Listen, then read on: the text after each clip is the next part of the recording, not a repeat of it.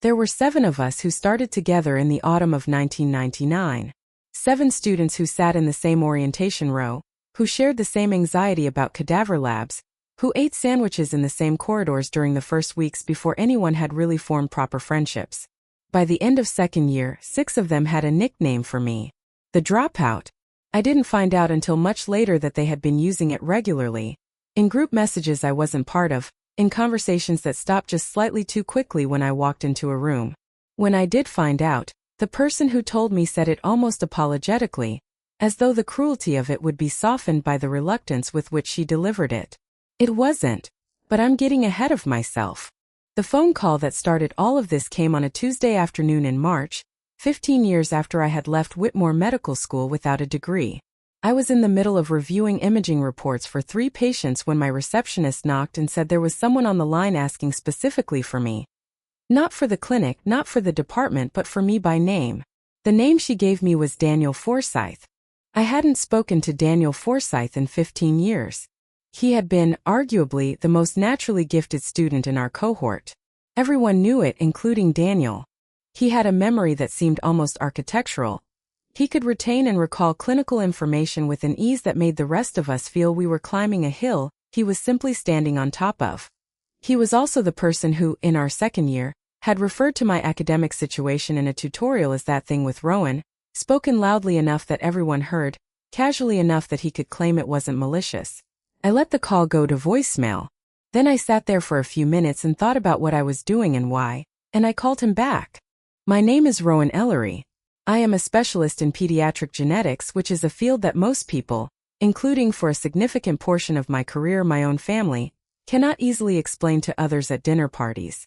I work at a regional genetics center in the north of England, and my particular focus is on rare inherited conditions in children, specifically those involving metabolic and chromosomal abnormalities that are frequently misdiagnosed or missed entirely in general practice. I do not prescribe in the traditional sense. What I do, in plain terms, is look at children whose bodies are doing something that nobody else has been able to explain, and I try to find the answer. It took me 11 years to get here from the point where I left medical school. That is the part of the story that matters, and I will get to it. But first, Daniel Forsyth. He answered on the second ring. Rowan. His voice was the same. Slightly too confident for a phone call, like a person who has rehearsed a version of casualness. Daniel. A brief pause. I wasn't sure you'd ring back. I almost didn't, I said. What's going on? What was going on, it turned out, was his daughter. She was 4 years old. Her name was Clara. She had been unwell in a way that had accumulated slowly enough to be frightening. Not a sudden crisis, but a gradual accumulation of things that individually seemed minor but collectively had started to look like a pattern. Fatigue that her GP had attributed first to a growth phase and then to possible anemia. Delayed speech that an early years specialist had put down to the middle child position in the family. A skin presentation that a dermatologist had called eczema and treated accordingly, without improvement. And 2 episodes of what her pediatrician had documented as unexplained hypoglycemic events that had resolved spontaneously. Clara had been seen by 5 different specialists over 18 months. No one had connected the presentation into a unified diagnosis. Daniel had found my name through a colleague at the hospital where Clara had been seen most recently. That colleague had said that if the case was beginning to look like a possible metabolic or chromosomal origin, the person to contact was Rowan Ellery at the Northern Genetics Center. He had not known, when he made the initial inquiry, that Rowan Ellery was someone he had gone to medical school with. When he found out, he told me he almost didn't make the call. Why? I asked. Another pause, longer this time. Because of how things were, he said. Back then. I let that sit for a moment. Send me the referral through the standard channel, I said. Clara's GP or her pediatrician can make the formal referral. I'll flag it for priority review when it comes through. He thanked me in a way that sounded slightly unfamiliar on him, like a word in a language he didn't often use.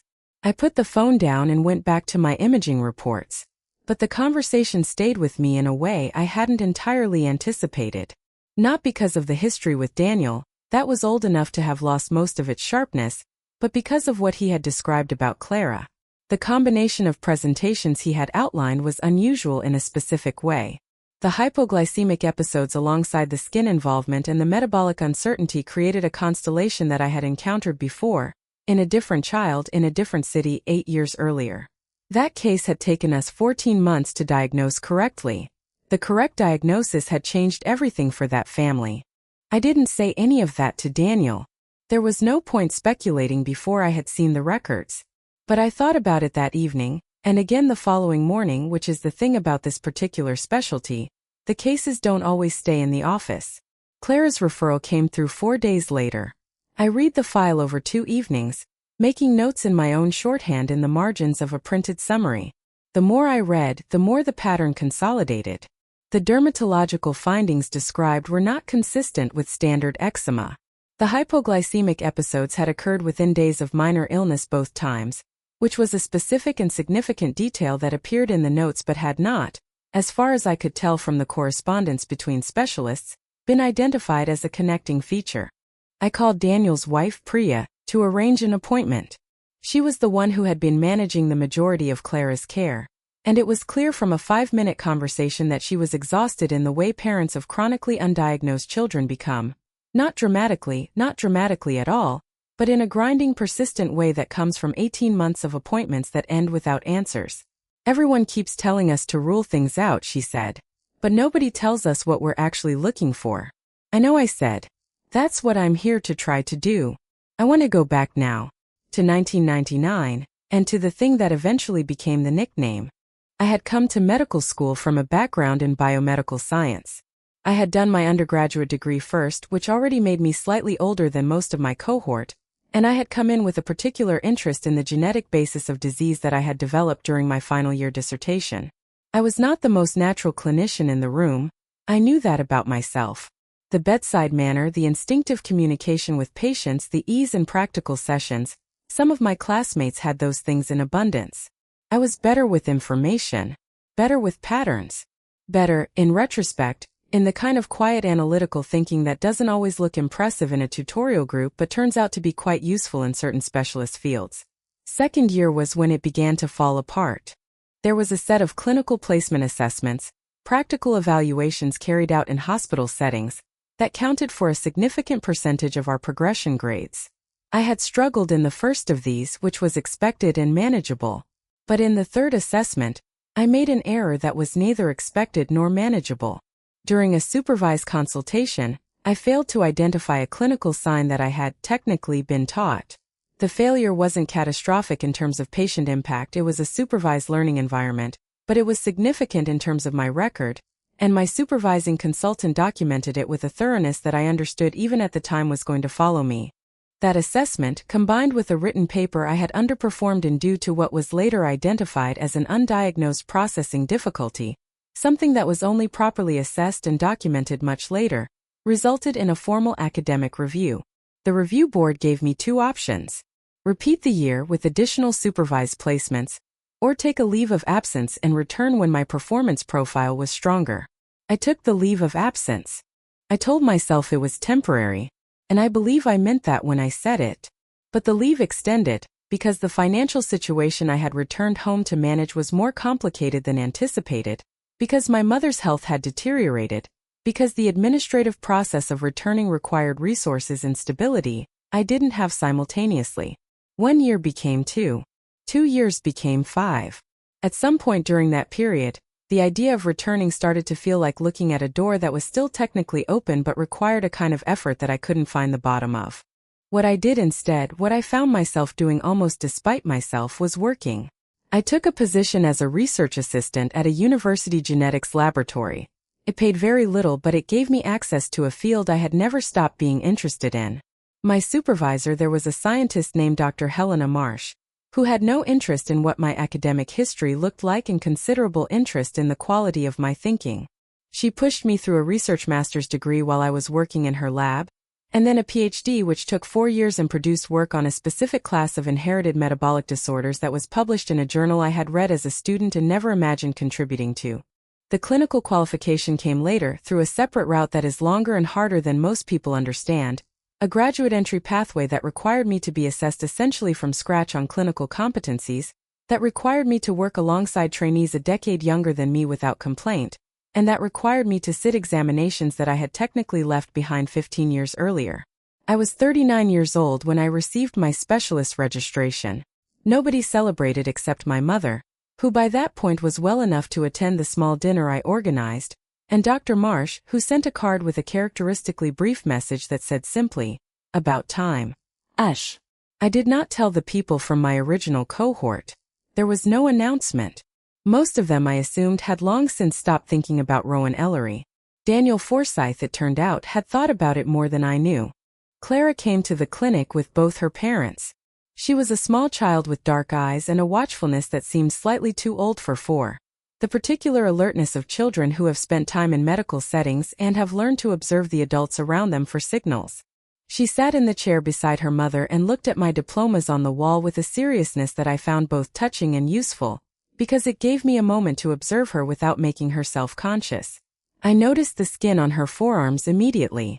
The presentation was not eczema. I didn't say that yet. I never lead with refuting previous diagnoses in front of a family, because it serves no purpose other than to undermine their confidence in the entire medical system, which helps no one, but I noted it. The consultation lasted an hour and 20 minutes. I asked questions that covered areas none of the previous specialists had fully explored. Dietary patterns around the time of the hypoglycemic episodes, any family history on either side going back 2 generations, developmental milestones in detail rather than in the broad stroke way they had been previously documented, and a set of specific questions about Clara's response to illness that Priya answered with the precision of a mother who had been paying very close attention and had never been given the right questions before. Daniel sat slightly apart. He was quieter than I remembered him. He asked 2 questions during the consultation, both good questions, both appropriate, and otherwise watched with an expression I didn't spend time analyzing. At the end, I explained that I wanted to run a specific panel of genetic and metabolic investigations, that I had a working hypothesis I wasn't prepared to state definitively until I had the results, and that I expected to have a clearer picture within 6 weeks. "Do you think you know what it is?" Priya asked. "I think I know what I'm looking for," I said. "That's a slightly different thing, but it's a better position than where you were 3 weeks ago." She nodded. Her eyes were tired in a way that didn't change with relief. The relief was real, I could see that, but the tiredness was its own thing and it would take longer to shift. As they were leaving, Daniel paused at the door. Priya had taken Clara ahead into the corridor. "Rowan," he said. I looked at him. "I knew about the nickname," he said. "I didn't use it. But I knew and I didn't say anything, and I should have." It was not a speech. It was 12 words and a pause, and it was clearly something he had been carrying for longer than this appointment. "It was a long time ago," I said. "It was," he said. "But you're still the person who had to live it." I didn't have an answer for that, and I think he knew I didn't, and he left without waiting for one. The results came back in 5 weeks. The picture they revealed was consistent with what I had suspected from the second evening I had spent reading Clara's file. A rare inherited metabolic condition affecting fatty acid oxidation, the kind that presents inconsistently in early childhood, and is frequently mistaken for a collection of unrelated minor problems until something in the pattern is read correctly. The condition was manageable. Dietary modification, specific supplementation, monitoring protocol during illness to prevent the metabolic crises that the hypoglycemic episodes had been early signs of. It was not curable in the traditional sense, but it was livable with, and more importantly, it was now known. A child who had been accumulating unexplained symptoms for 18 months now had a name for what was happening in her body, and a plan, and a team who understood her case.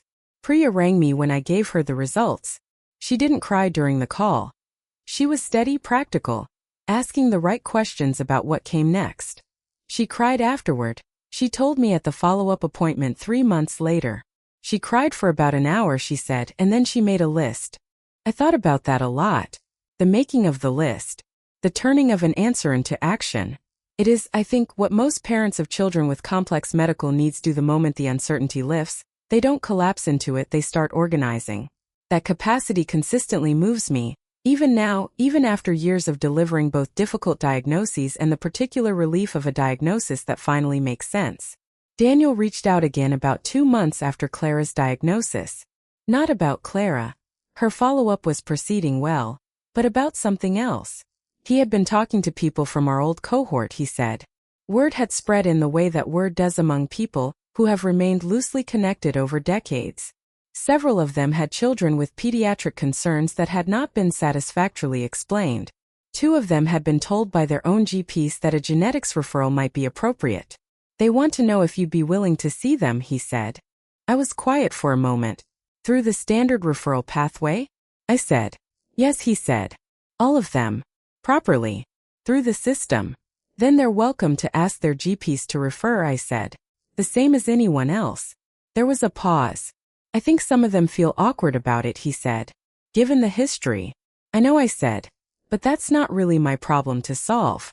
If their children need to be seen, the referral pathway exists and I'll review every case that comes through it on its clinical merits. That's all I can offer. He said he understood. And I believed he did. 4 referrals came through over the following 3 months. I reviewed each one on its merits as I had said I would. 2 were straightforward. Appropriate investigations that could be arranged and monitored without extensive follow-up in my clinic. 1 was more complex and resulted in an ongoing relationship with the family that had nothing to do with who the parents had once been to me. The 4th case I referred on to a colleague with a subspecialty more precisely matched to the clinical question. None of those consultations involved me making a point about the past. None of them were an opportunity one was waiting to use.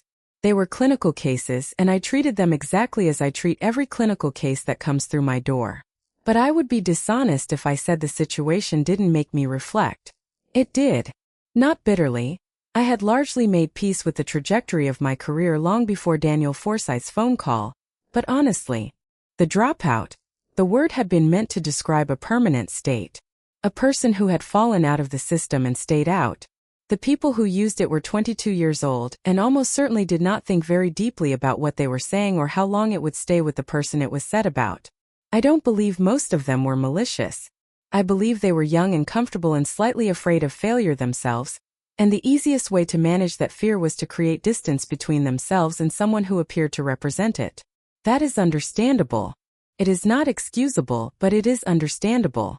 What I know now, what 15 years of building a career through a route that wasn't the expected one has given me, is that the path matters less than what you bring to the end of it. My training was longer. It was less linear. It required me to operate in professional environments where I had no obvious peers, where the hierarchy didn't account for people who arrived through non-standard routes, where I regularly had to demonstrate competence that others were simply assumed to possess. Those experiences are also, not coincidentally, the reason I am good at what I do. The patience I develop sitting with uncertainty across years of research, that same patience is what allows me to sit with a complex pediatric case that hasn't resolved itself and not reach for a convenient diagnosis just to close the file.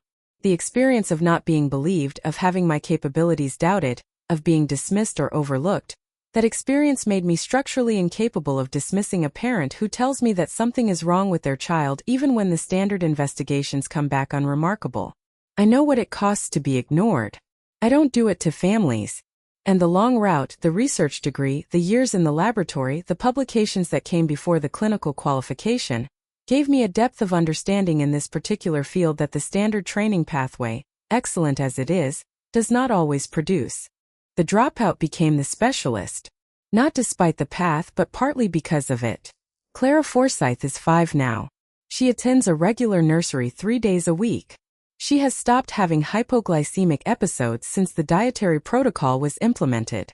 Her skin presentation has improved substantially with the correct understanding of its metabolic origin.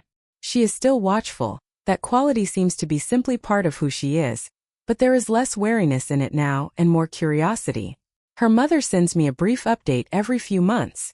I don't think she is obligated to do this and I've never asked her to, but I've also never told her to stop because the updates are brief and genuinely informative and because there is something about receiving them that reminds me of why I came back to this work when it would have been easier to walk away from it permanently.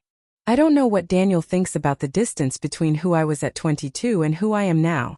I don't know whether the people who used that nickname ever think about it at all, or whether the referrals they sent felt like an acknowledgement or simply felt like finding the right doctor for their children. Probably honestly more the latter than the former. And that's fine. Their children deserve to be seen clearly. So did Clara. I had a conversation with Dr. Marsh recently. She is retired now but sharp in the way that certain scientists remain sharp regardless of age. As though the thinking simply has nowhere else to go and so it stays. I told her about Daniel's call, about Clara, about the referrals that had followed. She was quiet for a moment. Does it feel like something? She asked. I thought about it. Not quite what I expected it to feel like, I said. What did you expect? Something cleaner, maybe. More final. She made a sound that was almost a laugh. It never is, she said. The stories people tell about careers, the arc of them, the justice in them, they're neater in the telling than they are in the living. What you actually get is just more work. Which is, if you think about it, the better outcome. I have thought about that since. And I think she's right. What I carry from all of this is not triumph. It is something quieter than that. A settled knowledge of my own route, and a conviction that the measure of a career is not how smoothly it proceeded but what it allowed you to do at the end of it. Clara's file sits in my cabinet with hundreds of others. Some of those others involve children who came to me with far fewer resources, far less persistent parents, far less access to the kind of specialist follow-up that changes outcomes. Those cases are the ones that occupy most of my thinking. Those cases are the reason I continue to push for earlier referral pathways, for better awareness of rare metabolic presentations in general practice, for the kind of systemic change that helps children who don't have parents with medical degrees making calls on their behalf. The past is what it was. The nickname was what it was. The people who used it are now parents themselves, navigating a world that has turned out to be more complex and more uncertain than any of us understood at 22 sitting in that orientation row. And I am the person they called when complexity and uncertainty required someone who had learned to sit with both, for a very long time without flinching. That is enough. It is actually more than enough.